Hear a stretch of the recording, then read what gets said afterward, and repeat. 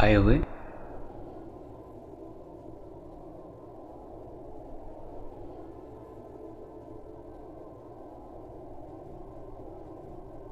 सभी परमात्माओं को मेरा नमस्कार।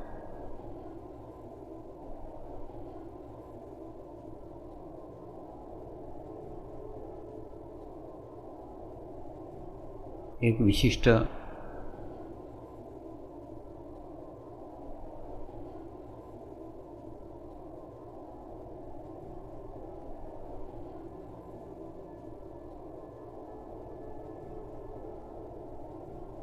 उद्दिष्ट लेकर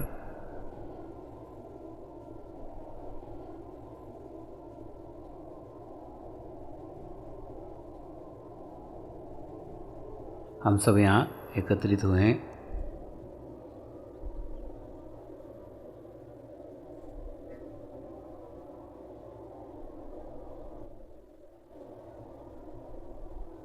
हम सबका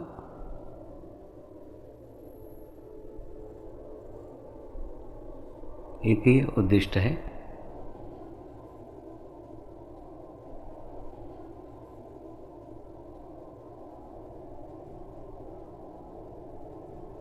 वो उद्दिष्ट है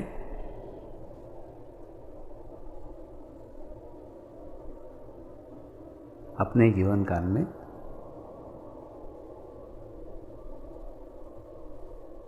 एक संतुलित, एक बैलेंस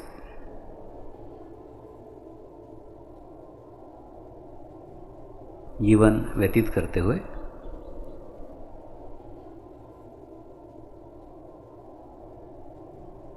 अपनी आध्यात्मिक प्रगति करना,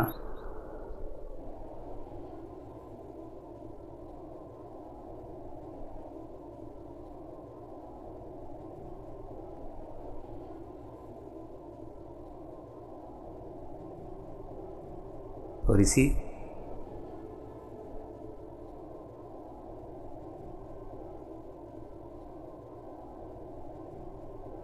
आध्यात्मिक प्रगति का अभ्यास करते हुए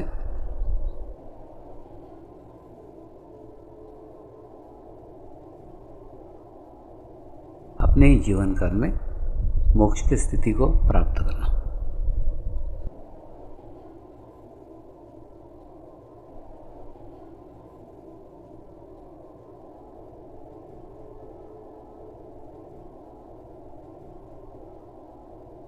लेकिन इसके लिए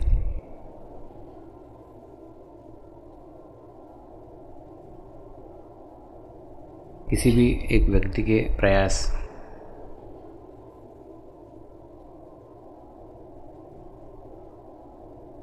किसी भी एक व्यक्ति के प्रयत्न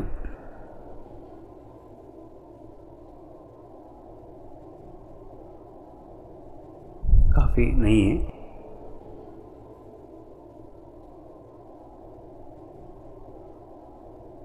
हम सब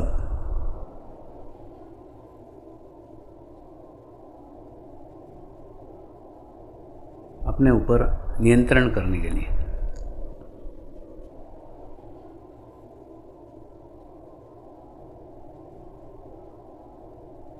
सक्षम नहीं है।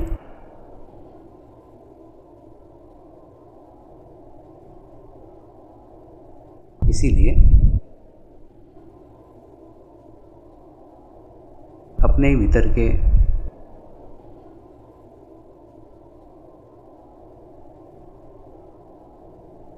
नकारात्मक भाव पर नियंत्रण करने के लिए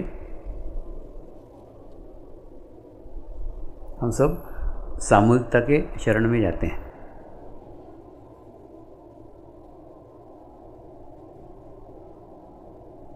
और सामूहिकता के शरण में जाने के बाद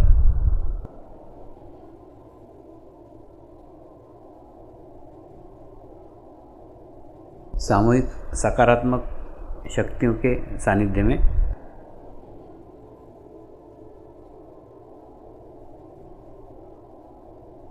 हमारे चंचल चित्त पे हमारा नियंत्रण हो पाता है।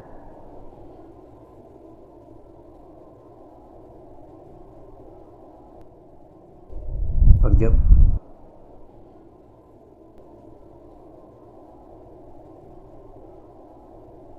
सतत सकारात्मक शक्तियों के सानिध्य में रहते हैं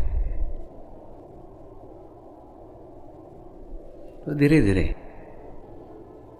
चित्त नियंत्रित होने लग जाता है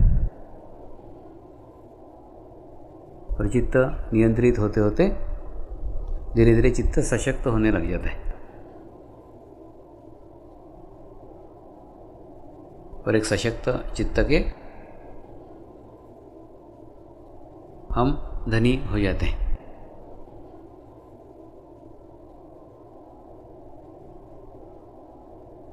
आने वाला युग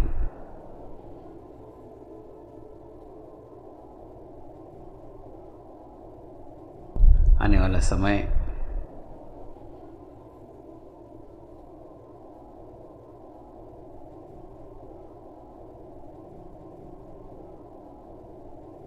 चित्त शक्ति का युग होगा।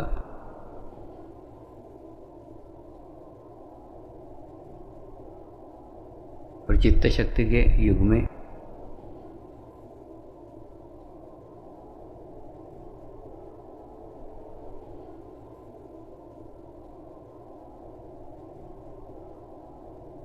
अपना अस्तित्व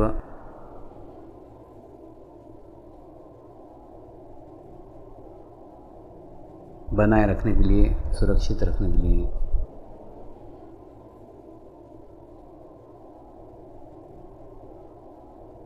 सामूहिक चित्त शक्ति की आवश्यकता होगी।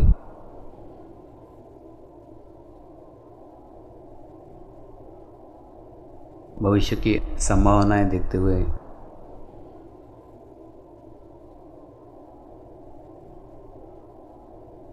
भविष्य की आवश्यकताएं देखते हुए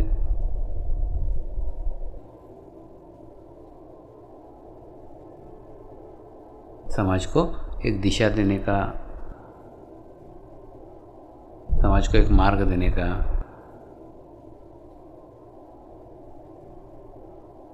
प्रयास हम लोग कर रहे हैं।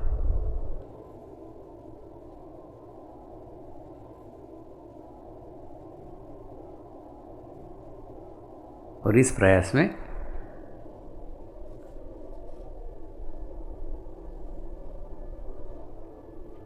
सफल होने के लिए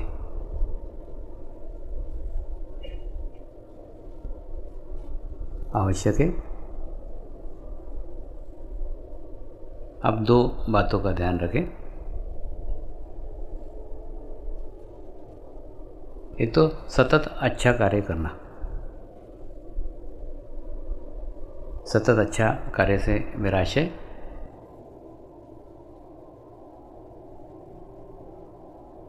केवल शारीरिक कर्म से नहीं है, शारीरिक क्रियाओं से नहीं है, शारीरिक कार्य से नहीं है, सतत चित्त से भी अच्छा कार्य करने का। अब सतत चित्त से अच्छा कार्य करना यानी क्या?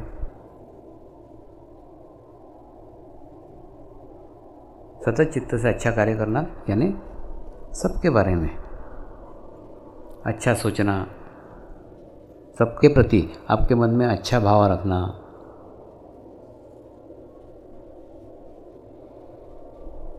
आपके अनुकूल या आपके प्रतिकूल कैसी भी परिस्थितियां हों,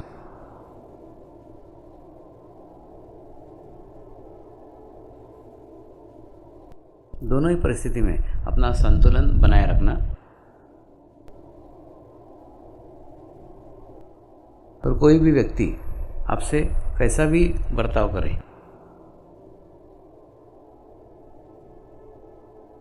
आपके मन में उसके प्रति ईर्ष्या, आपके मन में उसके प्रति दुर्भावना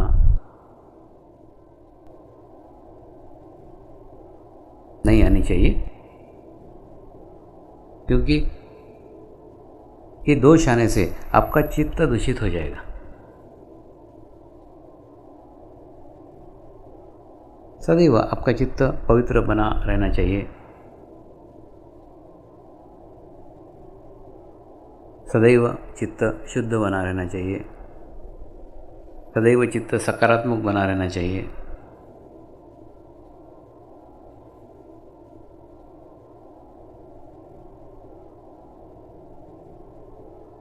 और दूसरा, सदैव निस्वार्थ भाव से कार्य करना चाहिए।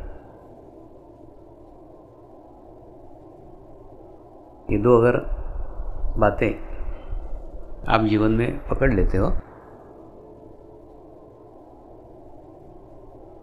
तो आपका जीवन भी मेरे ही जैसा तृप्त, समृद्ध, संतुष्ट, समाधानी हो सकता है।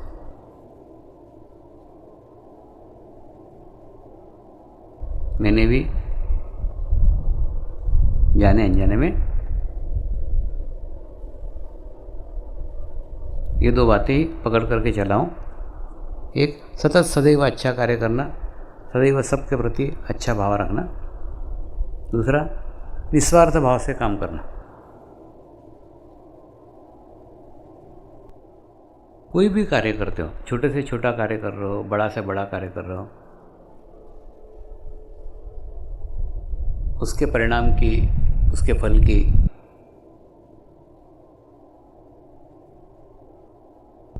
अपेक्षा नहीं करनी चाहिए, क्योंकि अपेक्षा करेंगे तो एक निश्चित सीमा में हम बन जाएंगे, और जब एक निश्चित सीमा में हम बन जाएंगे तो हमारा किया गया कार्य भी, हमारा किया गया प्रयत्न भी, हमारा किया गया प्रयास भी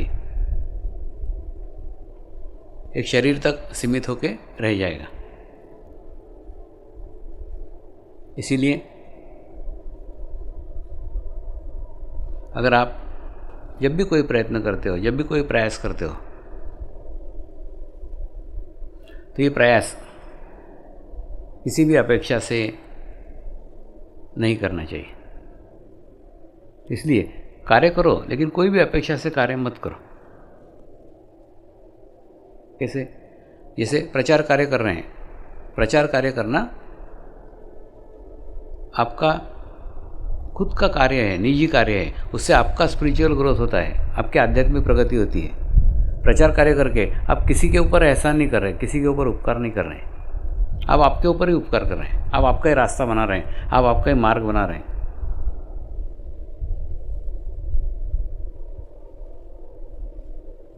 ऐसा लेके अगर आप कार्य करेंगे तो आपने प्रचार करने के बाद सामने वाला व्यक्ति ग्रहण करे या न ग्रहण करे, उसको स्वीकार करे न स्वीकार करे, ये आपका कार्यक्षेत्र ही नहीं है। आपका कार्यक्षेत्र सीमित है। आपका कार्यक्षेत्र सिर्फ उसे बताना है। आपका कार्यक्षेत्र ये नहीं है कि आपकी बातें सुन करके वो प्रभावित हो, वो इसको ग्रहण करे, आवश्यक नहीं है। तो आपने आपके क्षेत्र में रहते हुए आपका कार्य करने का है। ग्रहण करना नहीं ग्रहण करना ये उसका कार्य है। तो ऐसे निस्वार्थ भाव से सतत जीवन में अच्छा कार्य किया, ऐसा करते करते करते करते गुरु कृपा का माध्यम बन सका। और गुरु कृपा का माध्यम जब हम बनते हैं तो हमें हाथ तो दो ही होते हैं, लेकिन हमारे ऐसे काम 1000 हाथों से होता है। 1000 हाथों से इसलिए होता है क्योंकि हमारे शरीर के हाथ 2 हो सकते हैं, हमारे आत्मा के हाथ हजारों हो जाते हैं। हजारों आत्माएं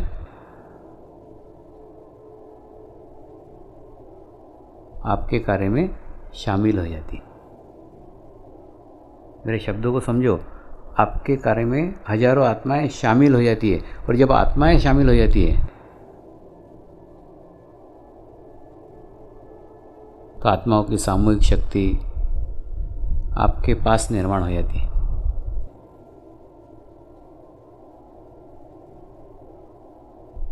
और जब आपके पास हजारों आत्माओं की सामूहिक शक्ति निर्माण हो जाती है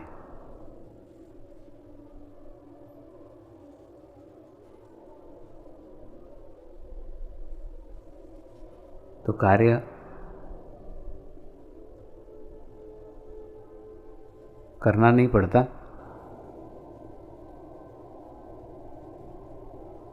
कार्य हो जाता है।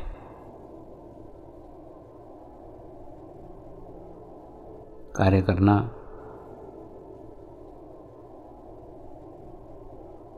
और कार्य होना, इन्हीं दो शब्दों के बीच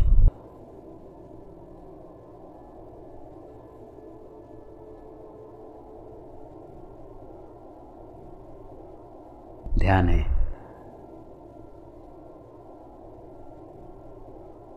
दो हाथ के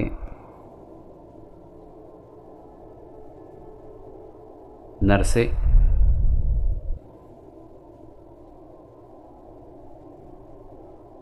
हजार हाथ के नारायण तक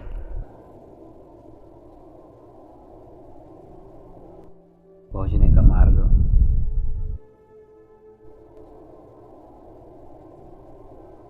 पहुंचने का रास्ता समर्पण ध्यान है। समर्पण ध्यान वह रास्ता है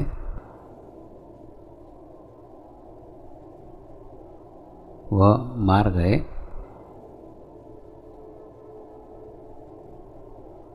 जिस मार्ग से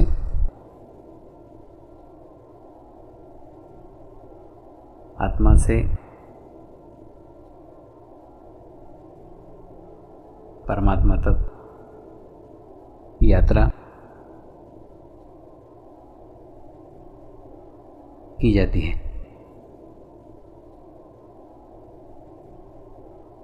एक बार आप परमेश्वर के माध्यम बन जाए, एक बार आप सामूहिक शक्ति के माध्यम बन जाए, एक बार आप हजारों हाथों के माध्यम बन जाए,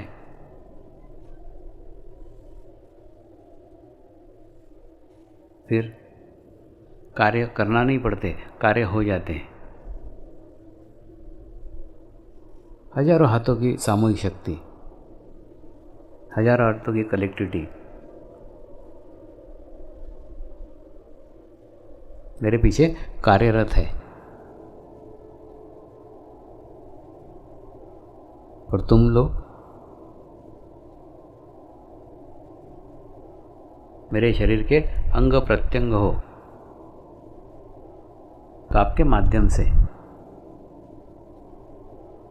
तो सारी शक्तियाँ आपके साथ, आपके पास रहकर कार्यरत रहती है।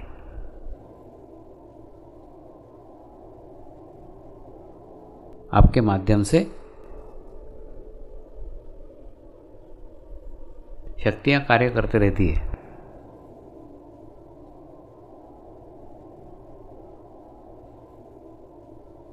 लेकिन उस शक्तियों का एहसास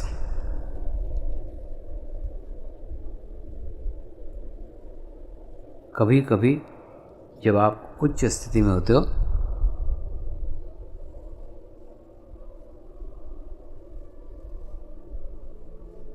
तभी आपको हो पाता है। इसका अर्थ शक्तियाँ तो सदैव साथ रहती ही है, आप शक्तियों के साथ नहीं रहते हो।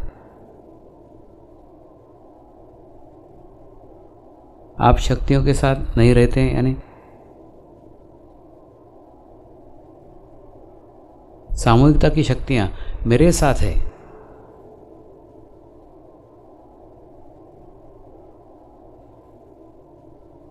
इसका एहसास पूर्ण समय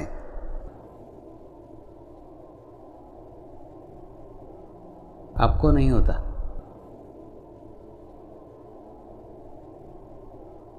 कभी कभी होता है।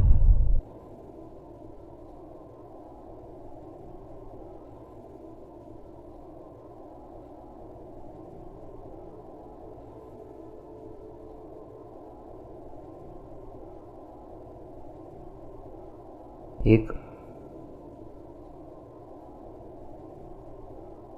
मनुष्य का शरीर होता है,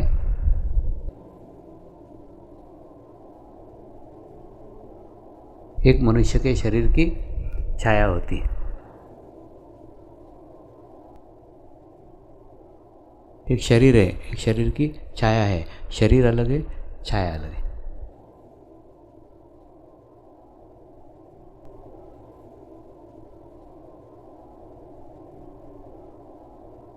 छाया अंधेरे में नहीं दिखती। छाया देखने के लिए प्रकाश की आवश्यकता है।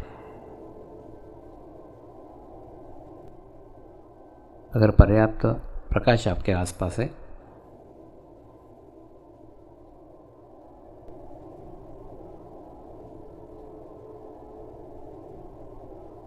तो ही उस व्यक्ति की छाया देखी जा सकती है।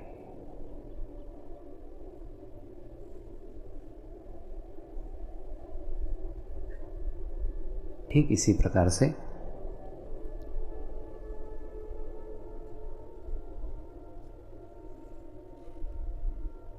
मैं भी एक छाया मात्र ही हूँ।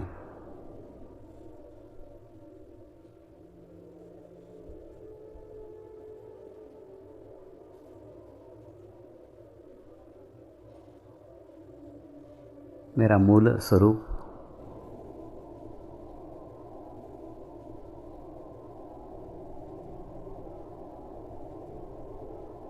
मेरा मूल शरीर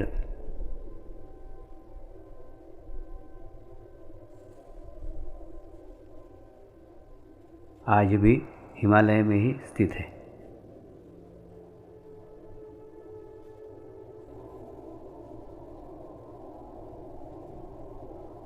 हिमालय में बैठकर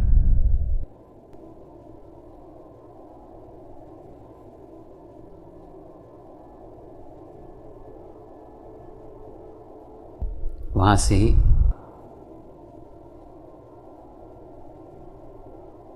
इस शरीर रूपी छाया को नियंत्रित करते रहता है। इसीलिए उपयुक्त वातावरण बनने पर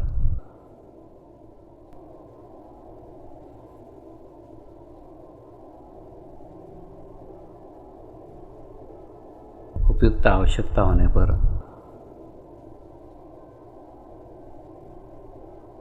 मैं समय समय पे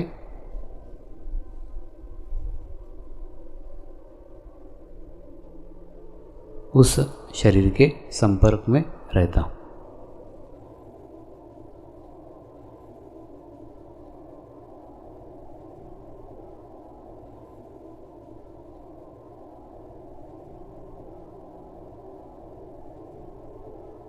मेरा सारा प्रयास,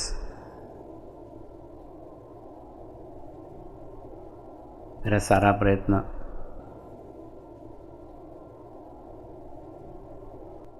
सदैव यही रहता है,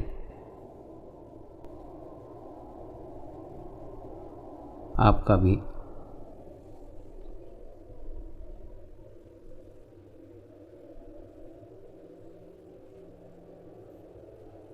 सारा ध्यान, आपका भी संपूर्ण चित्त, समग्र चित्त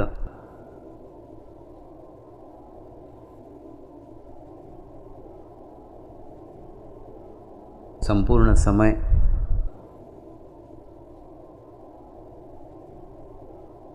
उसी सूक्ष्म शरीर के साथ जुड़ा हुआ हो।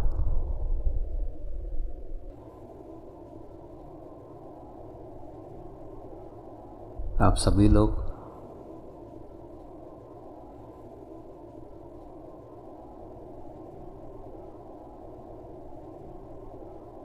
उस शक्ति के शरीर के साथ जुड़े,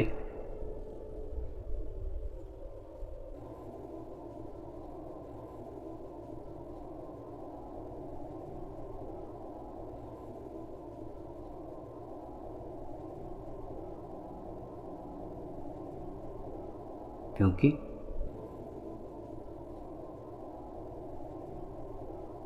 वही शरीर